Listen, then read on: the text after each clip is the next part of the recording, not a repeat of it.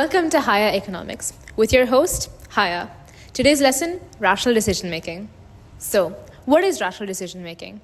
Rational decision making follows the assumption of rationality. It follows the assumption that all consumers choose their goods and services based on what satisfies their needs the best and maximizes their utility at the lowest cost. However, human assumption is risky business. Not all people choose their products and services based on efficiency. A lot of people have various requirements that they must meet. A great example of this are pens. There are many different types of pens. Do they all fulfill the same need? Yes, they're right. But there's black, there's blue, there's ballpoint, there's gel, and there's simply just pretty pens. They just look nice. So there are a few steps in rational decision making. The first being identifying your problem. In this case, we have a lamp. What happens when your lamp doesn't work? Do you plug it in? If that doesn't work, then the lamp's probably burnt out. In that case, you would probably need a new bulb. And there's when a few more steps come in. You would have to try and decide which bulb fits your needs the best. Does it have to be a yellow bulb, a white bulb? There are different types of lighting. There's different brightnesses, and there's the size of the bulb as well that matter. Now, if your lamp is broken, that's a whole nother thing. Similar, but different.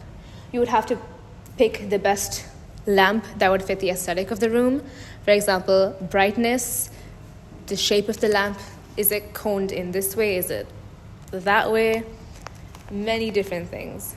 Those are the steps involved in rational decision making. So there are a few limits to rational decision making. Them mainly being that people are not always rational. People make decisions based on various factors that will be discussed later on in this video. Another reason people may deviate from rational decision making is due to herding behavior. Herding behavior occurs when people follow group decisions or repeat past choices. A great example of herding behavior is Chrissy right over here. She has a Hydro Flask, she has a Longchamp bag, as well as a Kiali perfume and a Labubu pencil. Another reason people may differ from rational consumer decision making is habitual behavior. People may choose to repeat purchases again and again, not because the product is the best, but because they are used to it. A great example of this is our friend Rehan. Hey guys, what am I supposed to say? I eat the same oats every single day because it's got 7 grams of protein. And I'm pretty sure there's things that's got more protein in it, but I'm just used to this. So I'll stick to my oats. Thank you. The inertia effect. The inertia effect occurs when people are unlikely or lazy to change the current product that they are using. This may be because it's too much effort to change or simply because they are unwilling. A good example of this is switching from Apple to Android. For example, your phone. It takes too much work to switch from an Apple device to an Android device because the data doesn't transfer as seamlessly, even though the Android may be more cost efficient and have better features. Another reason consumers may break from rational decision making may be due to information overload. Information overload is when consumers have difficulty understanding all the information given by each product. A great example of this is going to the dairy aisle in the grocery store nowadays.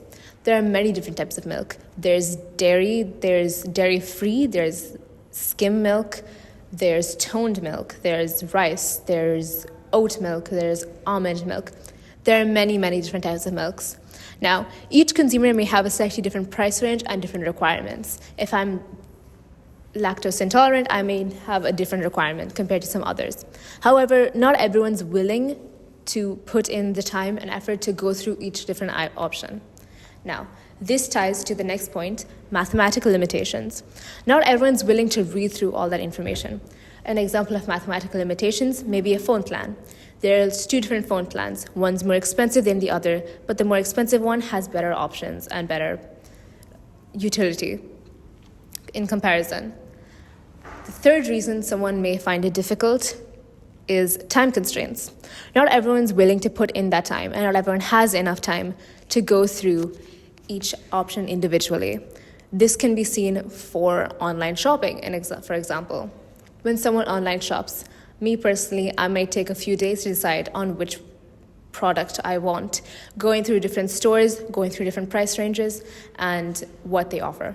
Some people may choose to purchase the luxury brand and gadget, not because they have better utility, but because they help us fit in today's society. A great example of this are Apple products. People with Androids may be looked down upon within our society. Therefore, people choose to buy Apple products, even if they're more expensive and have lesser utility. Another reason people may choose to purchase a more expensive product is due to self-esteem. People may choose to purchase a Nike shirt, not because it's the best shirt available in the market, but because they want to feel valued within our society and improve their social status. Framing and biases. The way information is presented also tends to influence the choices of the consumer. For example, if a school has a 2% fail rate, people are less likely to choose it over a school that has a 98% pass rate. Even though they're the same numbers, they're just presented differently. Cognitive biases also exist. People look for information that supports what they already believe in. Economics likes to make many assumptions, one such being that consumers act rationally. However, this is not the case. Consumers like to take into account emotions, real-life situations, and habits. Therefore, rational consumer decision-making is not effective in the real world. Thank you.